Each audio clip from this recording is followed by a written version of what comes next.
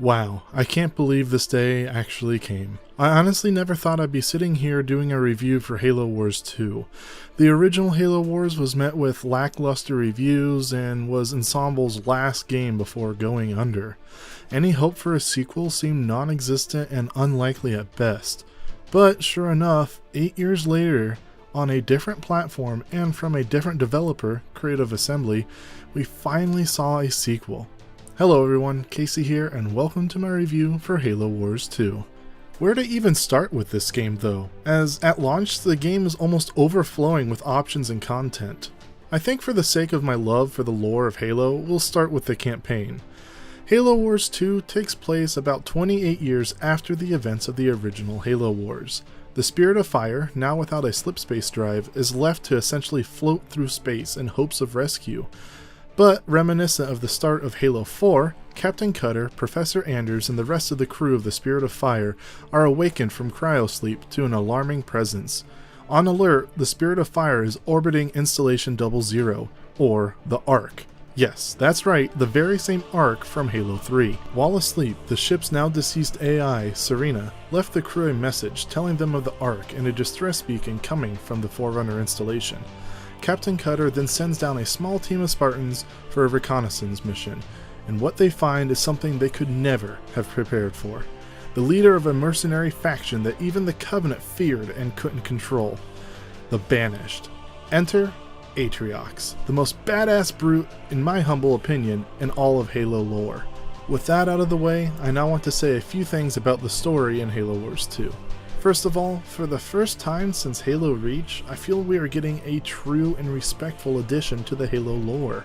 Halo Wars 2 captures what makes the characters so fascinating and intriguing about Halo, keeping many faces we know and have come to enjoy while introducing several new ones. But with a huge impact. What better way to set up the villain in a Halo game as being an unstoppable force than have him single-handedly nearly take out 3 Spartans at once in hand-to-hand combat, a fighting style Spartans are damn well known for, even if the games don't necessarily depict it as such.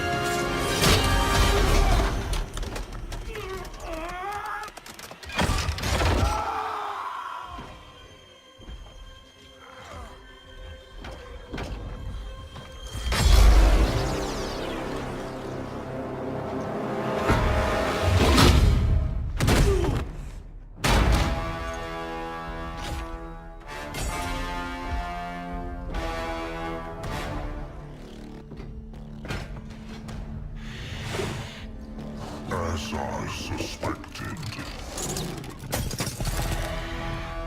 Nothing but a man. Red Team Leader, this is Recon 1. You have multiple hostiles approaching your location. Alice, we're leaving.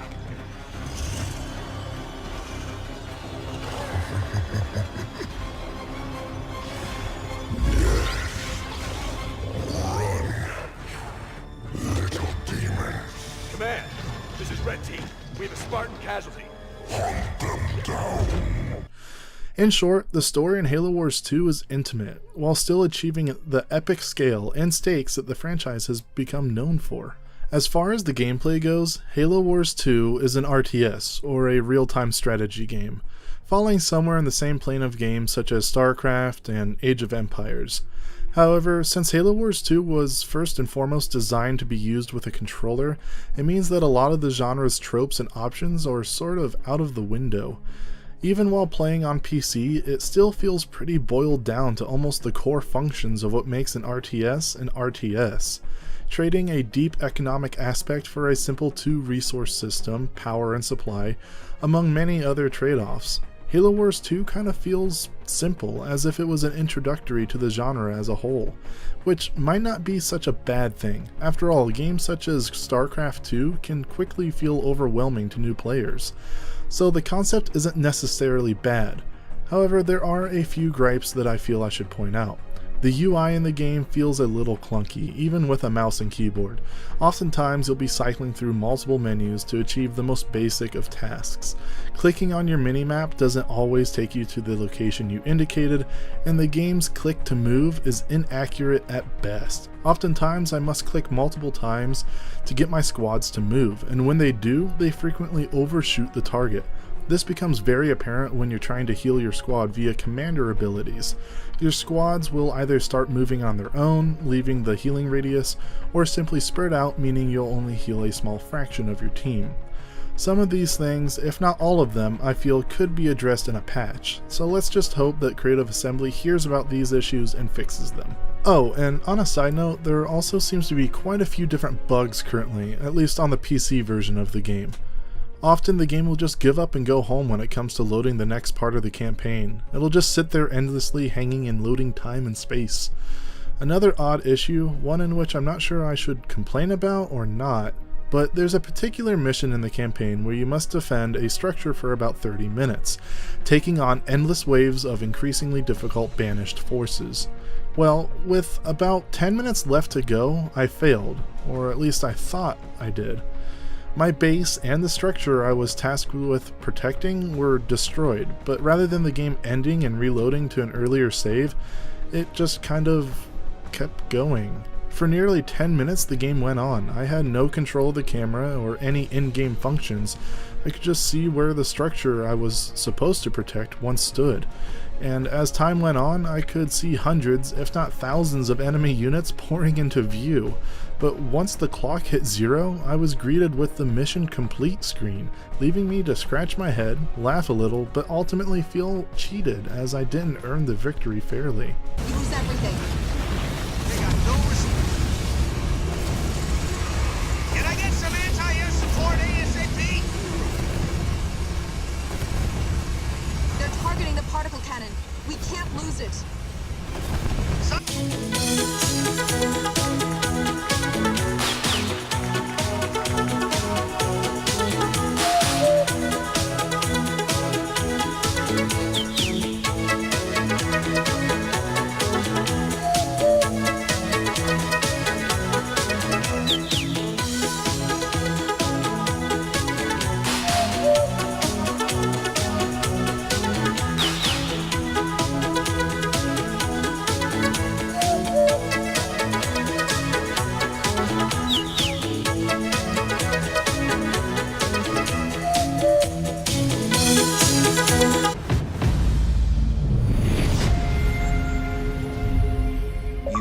Those we lost today with your actions. I'm proud of all of you. So with random bugs and the campaign out of the way, let's dive a little bit into the multiplayer aspect. There are options upon options upon options in regards to multiplayer in Halo Wars 2. Classic 1v1, 2v2, and 3v3 matches of building bases and attacking opponents' bases to win, along with one of the neatest and in my opinion most fun additions, Blitz Mode. Further boiling down the RTS formula, Blitz Mode is a fast-paced, card-based versus mode, where you use just one resource that gradually replenishes over time to summon units from a deck that you've built. Once summoned, you send your units over to zones to capture and maintain control of. The more zones in your control, the faster you score points. The first team or player to hit 200 points is crowned the victor. As fun and refreshing as this game mode is, unfortunately it is held back a little and causes reason for a raised eyebrow, as you can purchase in-game card packs with real money, allowing you, if you so choose, to level up your cards very high and stomp on other players, introducing a very real threat of pay to win, an aspect I cannot condone even in the slightest. It, to me, is almost appalling that Creative Assembly or 343 Industries or Microsoft, whoever it was, probably the latter, added this into the game, taking what could be one of the best elements of the game and risking it and trashing it with crappy, greedy sales tactics. So, Halo Wars 2, folks. What it does right, it does very well, including gorgeous and highly detailed cinematics, lore, and story building, along with an easy to learn and understand gameplay that allows even casual players to be competitive. but where Halo Wars 2 missteps, it falters quite significantly. Yes, some of the issues I've stated can and more than likely will be addressed in future patches, but having a greedy pay-to-win multiplayer model is inexcusable and will not change, not unless we tell developers with our wallets that we don't want them in our AAA games. If I was rating Halo Wars 2 on its single-player elements only, the game would score very well, possibly an 8 or even a 9. But because multiplayer is a huge aspect to not only Halo games, but RTSs in general, I must score the game accordingly. So my final score for Halo Wars 2 is a 6 out of 10. If you love sci-fi games, Halo, or even RTSs as a whole, I would recommend the game to you. However, if you're interested in it in a competitive and fair multiplayer experience, you more than likely won't find it here, even with its beautiful arsenal of multiplayer options and modes. One last note before I end, even with all of its faults and issues, I personally am loving and thoroughly enjoying my time with Halo Wars 2. But while reviewing a game, regardless of how much I may love its lore, past games, and world, I'm obligated to tell you guys all of the details, good or bad.